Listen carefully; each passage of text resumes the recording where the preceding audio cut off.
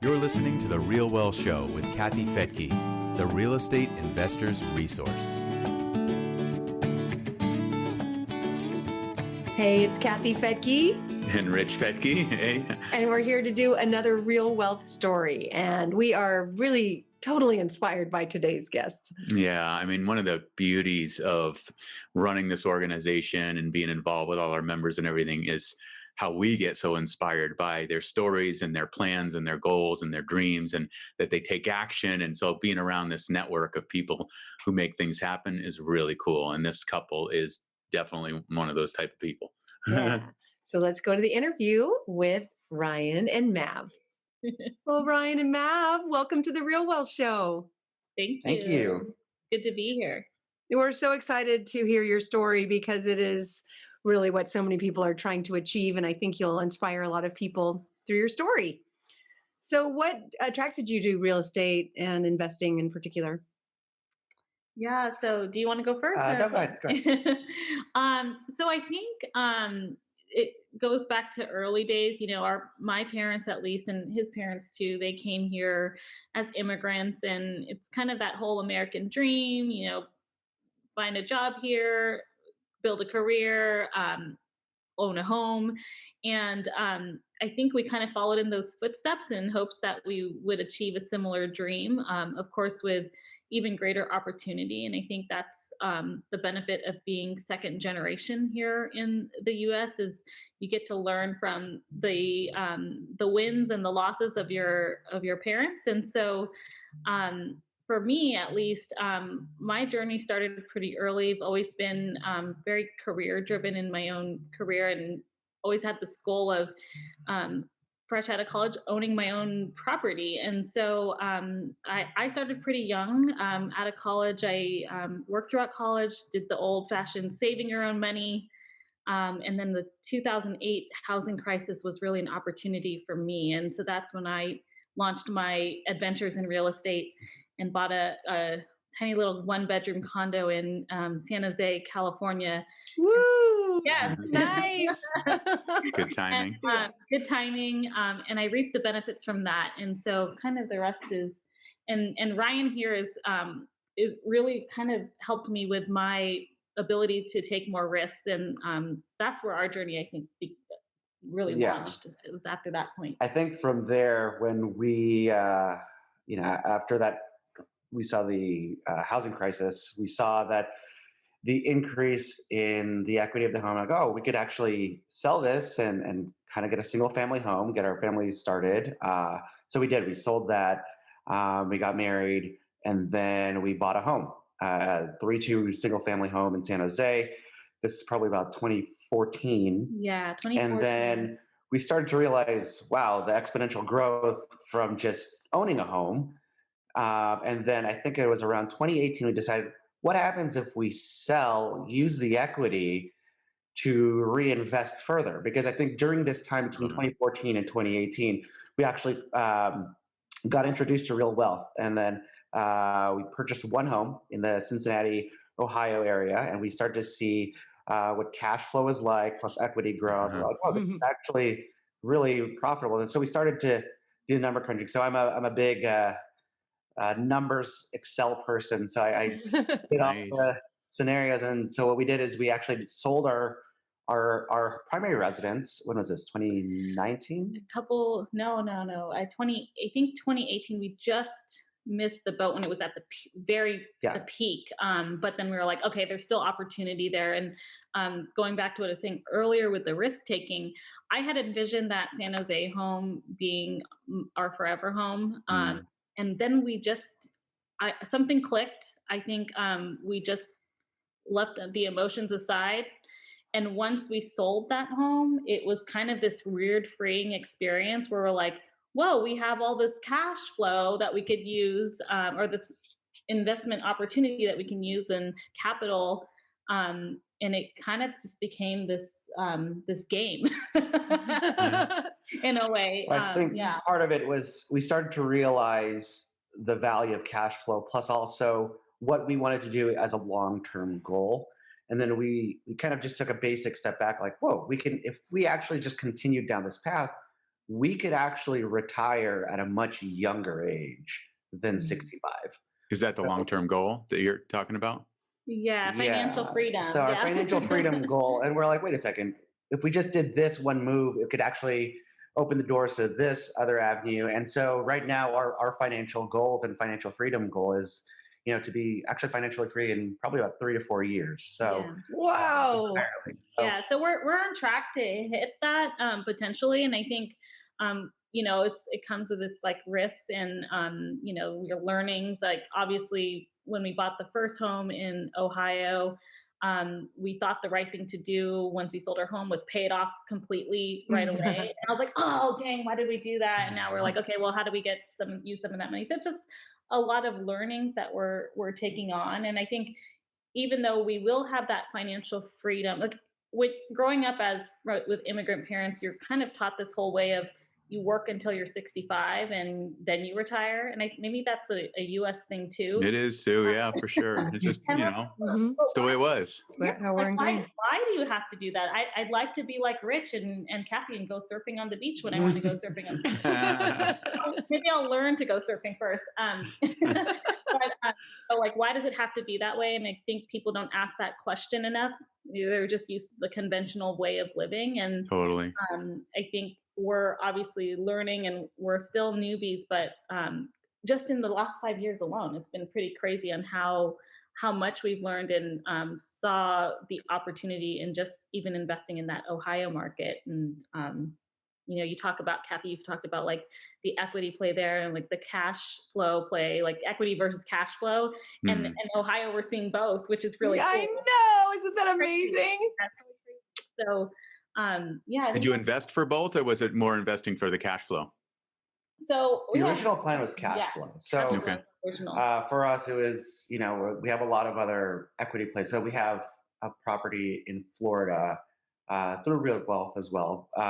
But we also have others, right? So it's obviously we have equities and all these other ones that are like high growth plays. But like, okay, let's work on the cash flow conservative portion of our portfolio. Smart. So when we started seeing Ohio having such tremendous gains in a year, we're like, what happened?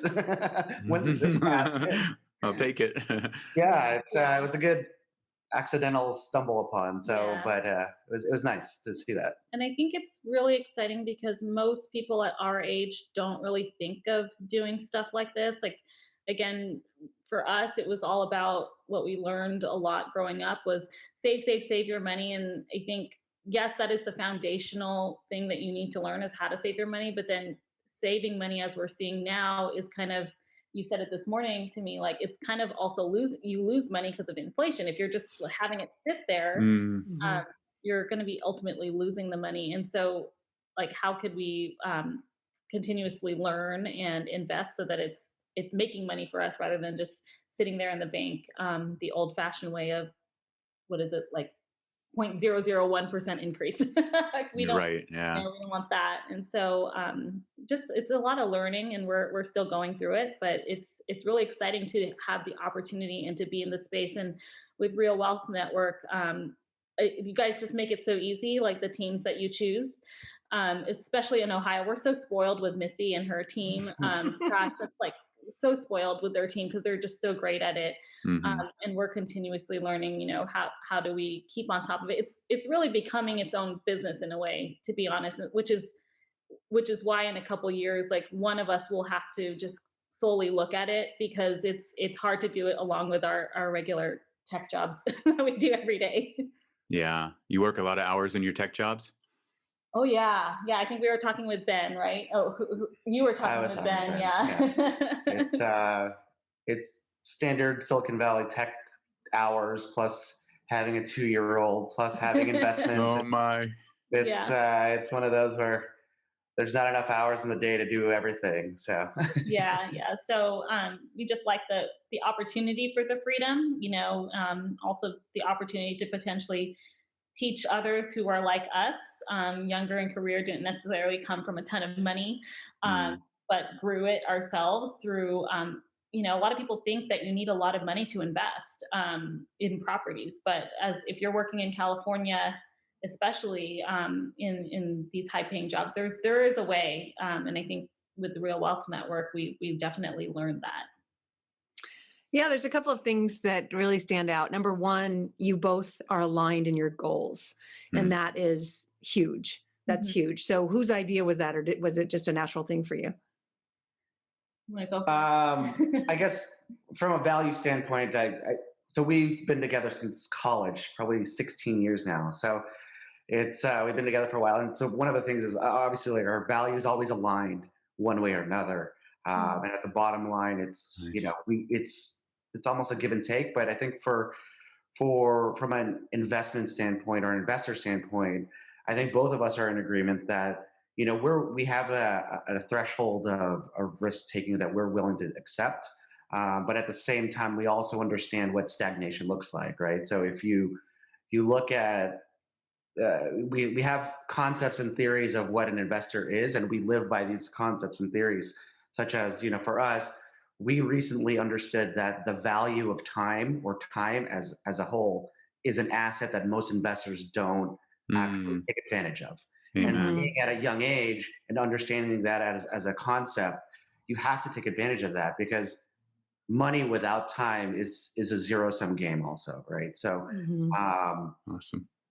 it's one of those things where you just have to really look at the algorithm and look at the formula and make sure we're both on the same page. And if we're And do both you sit down together and do that planning and learn? Do you study together? Oh gosh. So I think you'll get a kick out of this, because Ryan is such an Excel geek, and I mean that's what he does for a living, is selling data and telling a story through the numbers. And so since I'm not as big a risk taker as him naturally, he had to take me along that journey. And so he'll oftentimes like do these crazy spreadsheets and show me, okay, here's if we do this scenario A, B, or C, here's what will happen. And it basically sells me every time, because the numbers don't lie. Right. If you can kind of sit down and look at that together and tell a story of truth through the numbers, it's pretty easy for me. That's why I love it when like teams, like property teams, will show us like examples of what do these numbers look like from a cash flow standpoint. Those are the teams that can like easily, get my attention. And Ryan does the same thing. And so we definitely align quite regularly, I would say. Yeah. And I guess from a learning standpoint, I just try to read and obviously like consume as much information as I can, right? It's up to the user or us to discern whether or not that's the correct methodology for our own selves. So there are tidbits here and there that I take, and then I form and mold and plug it into a spreadsheet and kind of craft up a story, right? But I think at the end of the day, it still also comes down to, look, you have to be an investor with a baseline foundation of you have to look at you have to actually have an understanding of the principles of investing, right? You can't you can't spend more than you actually have an income, and just basic fundamental principles like that. And as long as we keep in line with the principles that we're establishing, I think you can scale as MaryAnne says, our business or our properties and our investments in an appropriate way. Nice. I love, like, one thing that really stands out to me is like you gave a choice, where a lot of spouses that we've talked to, one is kind of the driver saying, this is what we're going to do. And the other one just kind of has to go along for the ride. But I love how you kind of like you said, here's A, B, and C. And that way, like Mav, you can look at that and say, well, obviously B looks like our best solution, or you talk it out. That's really cool. Yeah. I feel like life is like that. You have options for everything. And you just have to kind of discover what those options are. And each choice will have different outcomes. And so you just have to be okay with what the outcomes might potentially be, and okay with, if this doesn't work out, can't blame each other. Like it just happens, Nice. like you can't really do, it's not like he has a crystal ball and can say, okay, well, this market's going to explode. Or, I mean, it's the same thing that you guys deal with Real Wealth Network. I'm sure you get people who are like, well, I thought this market was going to do really well, or this was going to happen. I'm like, you can do as much as research as you can, but at the end of the day, we make our own decisions, right? Yeah. And like that. Oh yeah. We know it as a couple who invest as well. Yeah. For sure. Yeah. You can't control everything. I mean, we've had a couple of property managers implode on us and didn't get our deposits back. I mean, things do happen, but over the long haul, that's really what you got to focus on, that the end goal like you guys have. And so many people don't have that. They don't sit down together and look at their budget and look at the planning. I mean, we haven't done that for a little while. Yeah. Well, we just did it last week. Yeah, we went through our budget line item by line item. Yeah, It was yeah. pretty cool. Yeah, it's true. Just kind of our P&L and all that. So, real estate is not always smooth sailing, as you said. So what challenges have you experienced? I think, so when we invested in the first property, the one in Ohio, I think because it was our only investment property, when you get a vacancy or an eviction or a tenant doesn't pay on time, you definitely feel the hit harder the first time. And I think Sure. it was for me, it was just getting out of the mindset of like, well, the more that you accumulate over time, you don't feel it as much. And with 2020 being with everything that happened, of course you're going to get some vacancies or people that can't pay on time. But because we've accumulated and invested in more, it's like it was just kind of happening in the background, and you didn't really Nice. feel it. And you of course follow the steps of having that safety net to kind of make sure you're accounting for situations like this and the unknown. And so I think it's just realizing as a first time investor that don't get stuck on just what's happening with that one home for the first time and then give up. I mean, we have friends who are going through a similar experience in the first time, where they're like, oh yes, like, we don't know how this is going to work out because we've had a vacancy a couple times. And our advice to them was like, you're going to of course feel it because you only have one. Yeah. And so I think that's what I had to remind myself, especially as like a person that doesn't take as many risks as Ryan would, is like remind myself, okay, we're feeling it more the first time. And so that was like a learning for me. I don't know if there was anything. And similarly, when our friends ask us about that, I bust out another spreadsheet to show them like over time. And if you look at the macro view, Yeah. take a step back before, because oftentimes when as an investor, I think the hardest part is we're so siloed, right? Because we've worked so hard to invest such a large chunk of money that we're only looking at the now and at this one property. And you often have to take a step back. And again, this is the realization that time is it's a valuable asset that most people don't understand. And how do you leverage it? So I think if you take into account the timing aspect of it all, it's not about the next 2 months, but what does the picture look like in 5 years, 10 years, 20 years, right? And are you able to replicate, and are you able to scale? What does this look like for you? So I think for me, the biggest part was getting over the hurdle of not looking at the picture siloed and then looking at the overall macro view. For me personally, once I got over that aspect, it was a lot easier to make these other risks, because it's like, okay, well, now we're just mitigating risk by buying more properties, right? And that's the biggest thing, is as an investor, you just have to keep mitigating your risk almost down to zero. So, It's almost like you're creating a mutual fund of properties, right. Your own. Yeah, and I think we're still learning. I'm sure that we'll come up with other hiccups along the way, and even as we're learning about taxes and and all that stuff that comes into play when you have more real estate. There's just so many things that we're uncovering and trying to do our own research, and coming to your guys' events that you hold really helps, in just kind of hearing from others and some of the experts. So that's always is good, is the continuous learning aspect. Yeah, one of the things you said earlier was your first property, you were really eager to pay it off, and that's kind of a like a desperate security move, right? I just want it paid off. But then, as you get to understand and learn more, as you have, you go, well, wait a minute, I can borrow money at 4%. I know I can make more than 4% on these investments, right? So then it makes no sense to have it paid off. But right, exactly. And like for us, I was, as we're thinking through this now, like the rates are so great.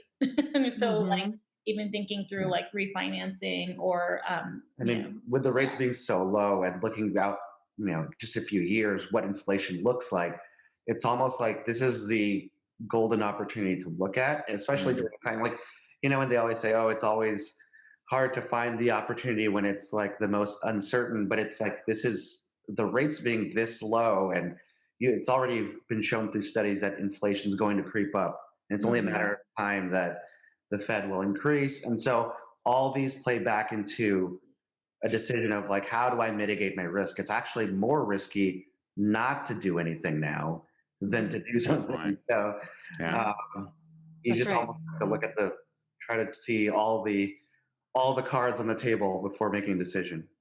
Yeah. Borrow as much cheap debt as you can, because with inflation, the asset you buy goes up in value and the debt just kind of goes down and rents go up. You're absolutely right about that. That's true. What's your approach around reserves do you do it a certain amount per property, certain amount of months, or is it an overall for your whole portfolio? Yeah. So the way we look at it is we look at our portfolio of properties, and then we also look at our overall life expense, our personal expense. So Great. for us, again, this goes back to that foundational piece where we always tell our friends when they ask us, like, okay, what are some basic things we need to know? I was like, okay, first of all, before you invest anything, let's look at your foundational emergency fund, right? For us, before I'm a paranoid person, so we used to have at least a year's worth, and I was like, no, that's a little too much. It's a little too much. So now we have like 6 months reserves, and then for every property we have about 4 to 6 months worth of mortgage payments. So Great. for every single property, that Good is. for you. So, and Safe. for us, again, it's just one of those where it's like, okay, yes, it's money that sits there, but also we mitigate the risk if there is vacancies, which could be a possibility. But again, the cash flow still works out, and that we might not have to worry about dipping into these funds. But again, it's one of those things where this is probably just me being more paranoid of situations. Yeah. The risk taker who's paranoid. Paranoid. Yeah, exactly. Yeah, and I think also it's we try to live by the rule of can we live off of one income? So if like something were to happen to me or to Ryan, like what can one survive off of that one income? And it kind of goes back to that story of your story, Kathy, when you talked about selling your Lafayette. I think it was in Lafayette. Is that right?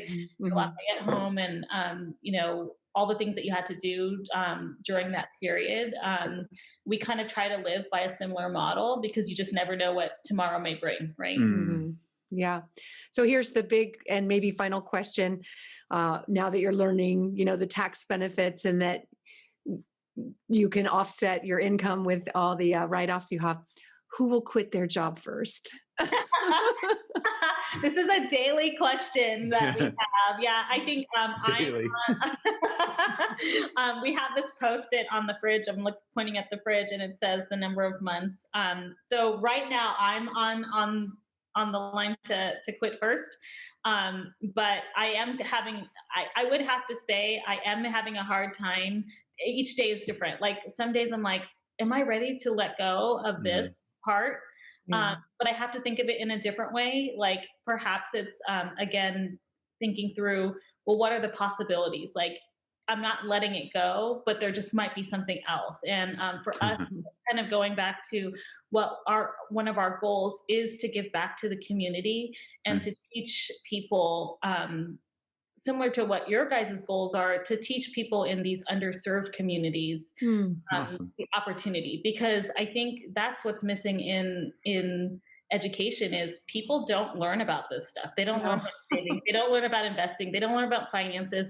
And especially in communities that are underserved, that is not something that commonly happens. And we're parents to an adopted child, and we got to see our son who is Black, and we went into some of these communities through our experience and saw firsthand the lack of opportunity and the lack of education and what it could do.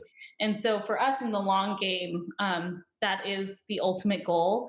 And so we're working towards that, so we can start to focus on kind of bigger things in life. Wow, you guys are so inspiring. I love it. So inspiring. I could not agree more. Our gardener showed up he's 18, and he showed up in a really hot new red car, and I'm like, Kevin, Yeah, brand new Dodge Charger. Going buying a car before a house. Yes. Anyway, good for you. Mm. Yeah, got to get Yeah. the information out there. Yes, for sure. Yeah, I think that's the summation. That's the end game for us. At least for us, we have this wealth of knowledge. We're blessed to have it, and I think as we continue to grow and learn, it's helping people establish themselves, get their footing, but also advance in life, right? So um, that's the Yeah. ultimate goal. Is to, I mean, I as much as I love tech, it's not the it's not the thing I want to be doing until I'm older. It's not the dream, huh? Yeah, I mean, it's good. People work really hard, and they do.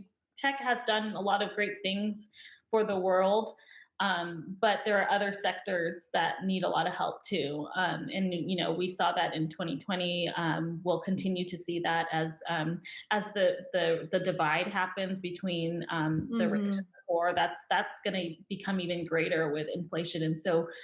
We're definitely going to see that, and I think you have to have some people in this world that step up to the plate to take on some of those challenges. So I'm almost kind of opening my arms and welcoming that opportunity, and really hoping that comes sooner rather than later. Awesome. Well, it sounds like you're already doing it with a bunch of your friends. It's super cool. It's exactly what happened for us in the beginning. We had friends asking us what we were doing and how we were doing it, and Kathy said we should form a little group of investors. That group's gotten a little bit big. It's just a little bit, yeah. 54,000 friends now. Yeah.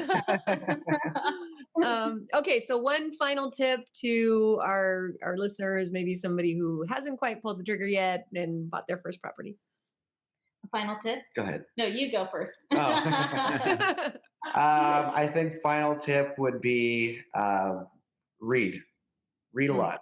Read and research, and if you don't know, keep on reading. And I think when the time comes, don't be afraid to invest, because I think at the end of the day, if you save, or if you're just a saver, the end game's going to look a little bit different than if you're an investor. A lot different.